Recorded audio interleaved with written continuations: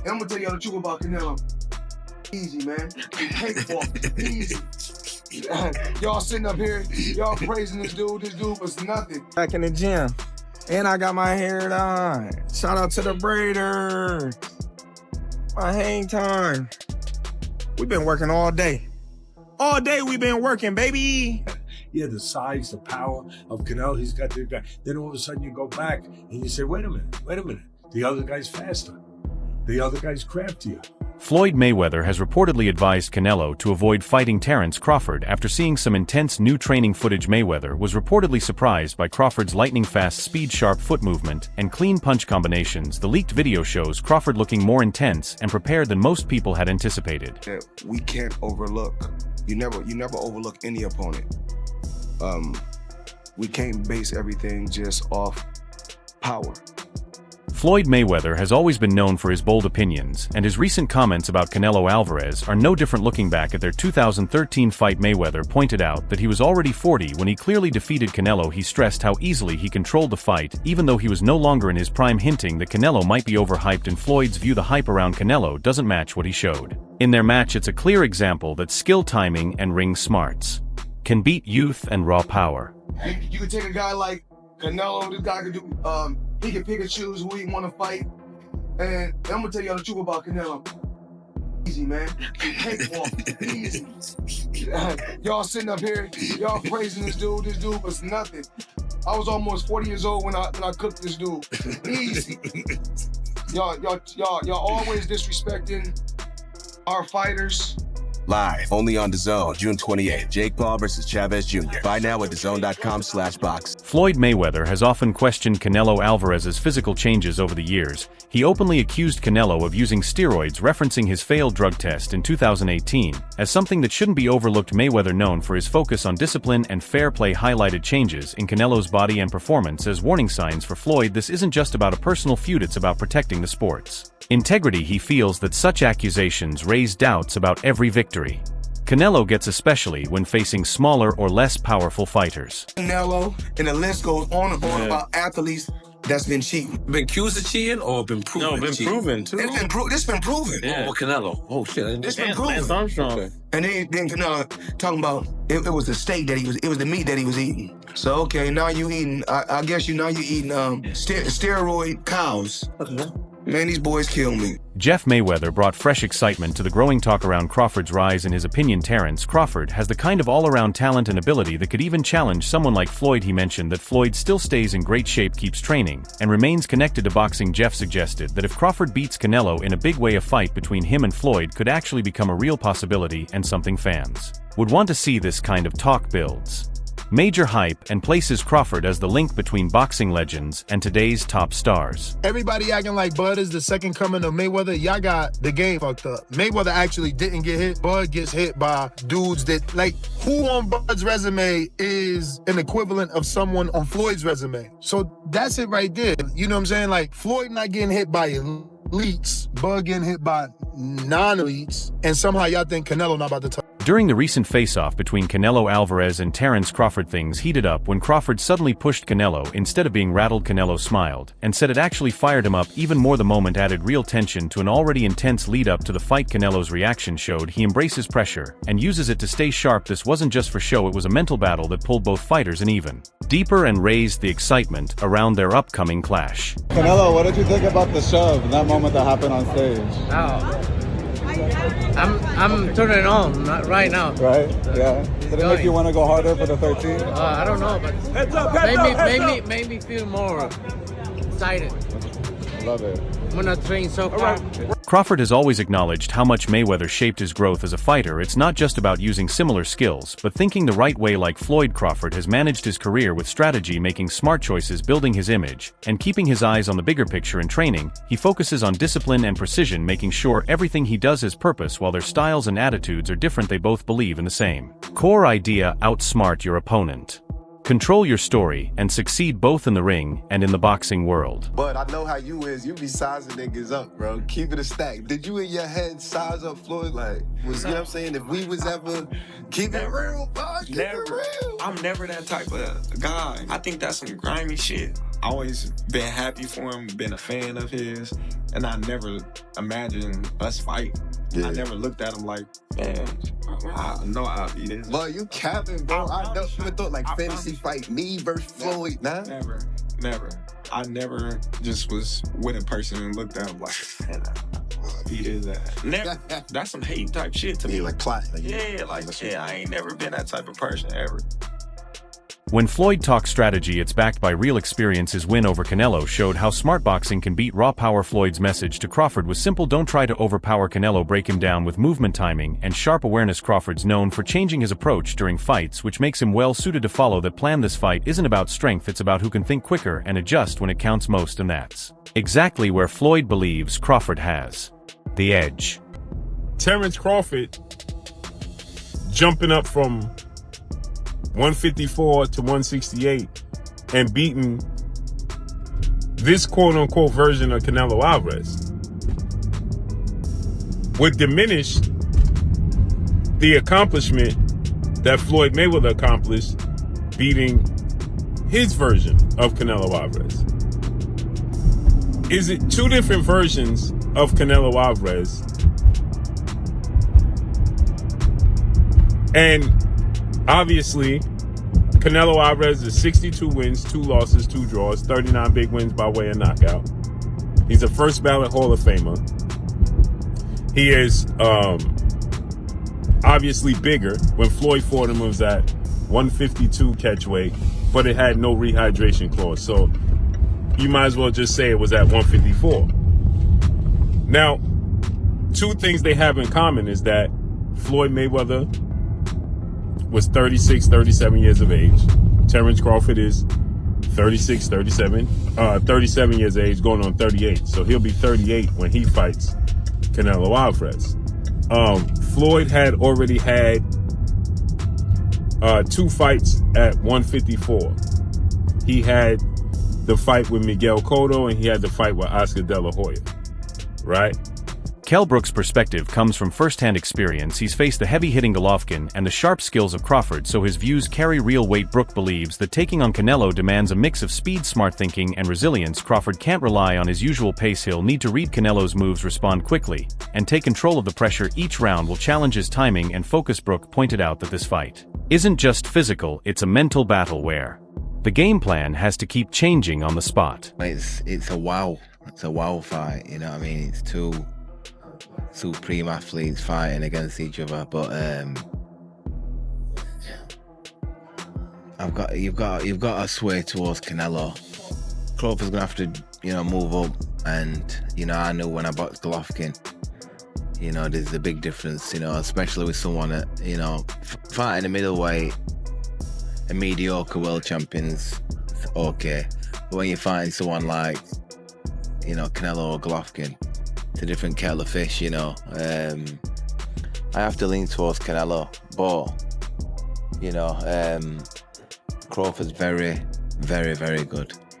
Do you think Crawford still got the legs? Obviously, he's very much got great IQ in the ring, but he's very much a good mover as well. Do you feel like he's still got the legs to be maybe outmoving Canelo if he needs to? Well, I don't know. I think when we look back at Mayweather when he beat Canelo, he's a mover.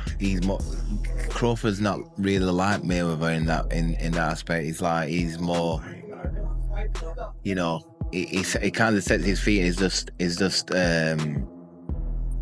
He's cute with how he approaches chucking shots and moving. You know what I mean? I think it's a different fight to Mayweather, and Canelo's obviously a different fighter from when he boxed Mayweather. But like I say, it's one of them what we've got to tune into and watch. Both unbelievable fighters, but I'd have to favour Canelo. Just his size and his experience and just his ring generalship, Both fans and boxing experts are starting to believe that Terence Crawford might be the toughest challenge Canelo has faced in a long time. This view isn't just based on buzz, but on Crawford's steady track record, big wins, and wide range of skills. His talent for switching stances, changing pace, and reading opponents in real time has people excited. Many now see this fight as a clash between two top-level fighters with very different styles. It's the kind of matchup that draws in both loyal boxing fans and those who watch only the biggest events. I'm gonna be real with y'all. Terence Crawford is top 5. Top 5, I'll die on that hill. He's my top. He might be top 3. He might be top 3. I just gotta see what's up. But I'm gonna be real.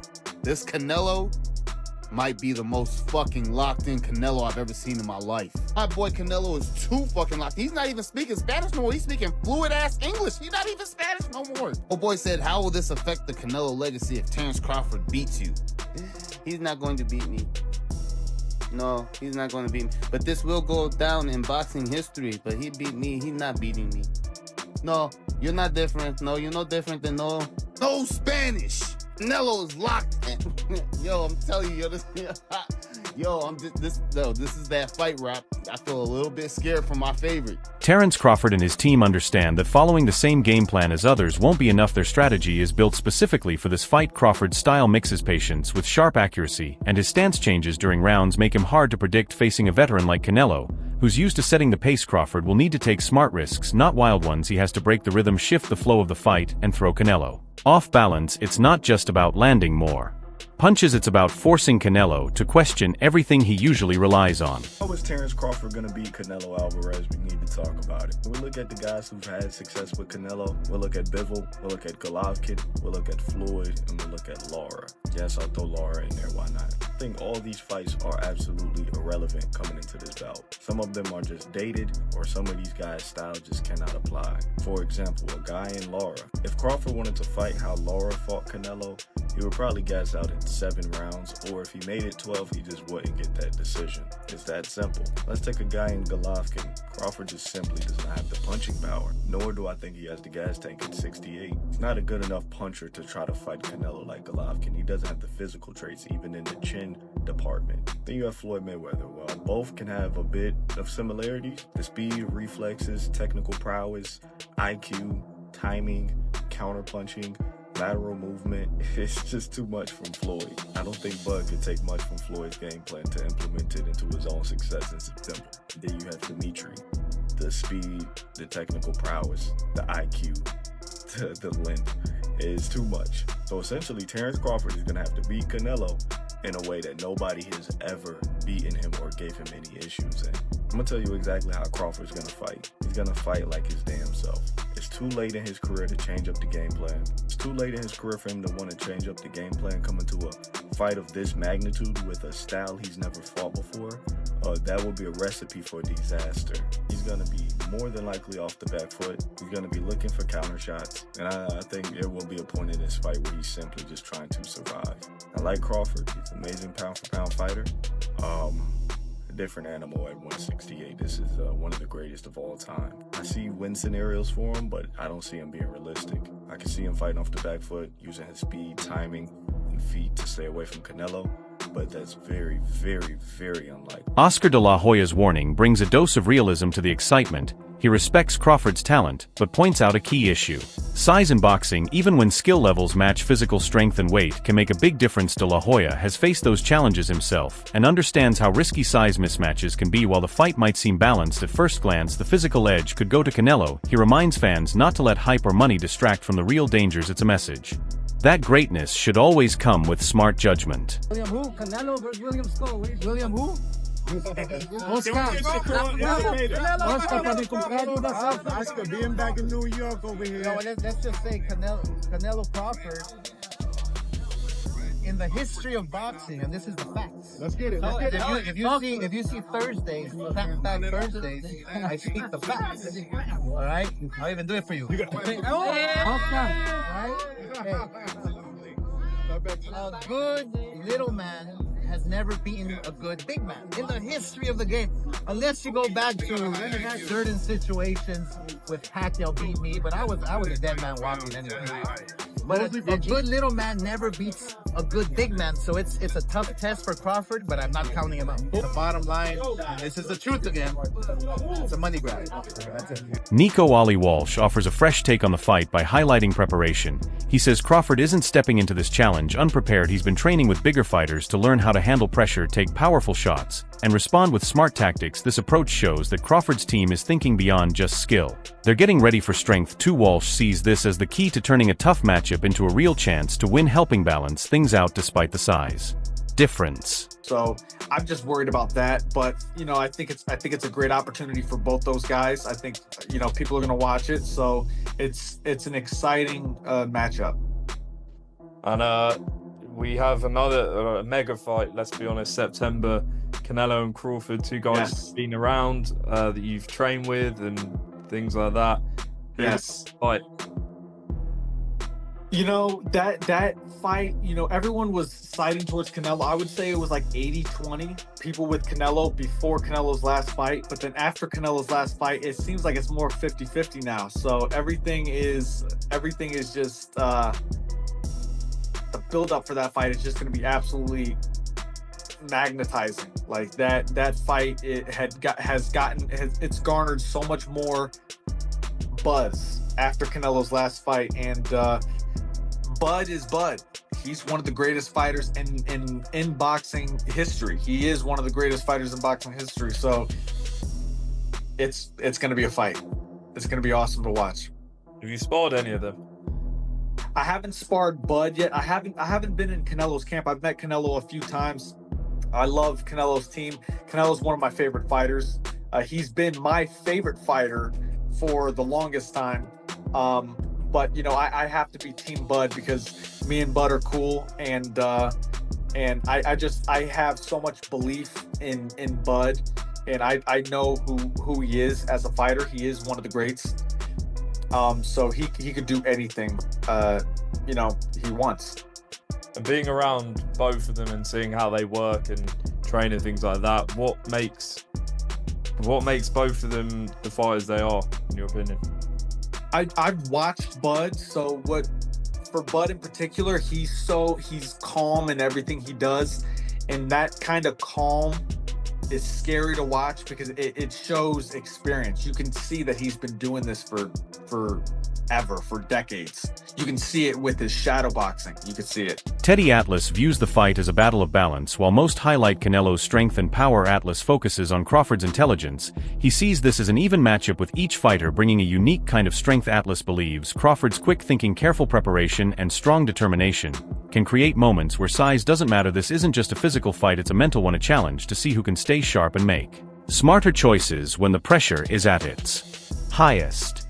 He's too big, and you know, Crawford, as good as he is, he stepped up with Matrimorph, and he struggled a little bit. You know, he won, but it was more competitive. We thought, well, we didn't understand how good Matrimorph was because we underestimated him because he only had 10 pro fights, but he had 300 amateur fights. He was a good, solid fighter, right? And he's on this card, of course, but he was a good, solid fighter. We didn't understand that, so we started to knock down Crawford a little bit because our expectations were so high, and that's wrong.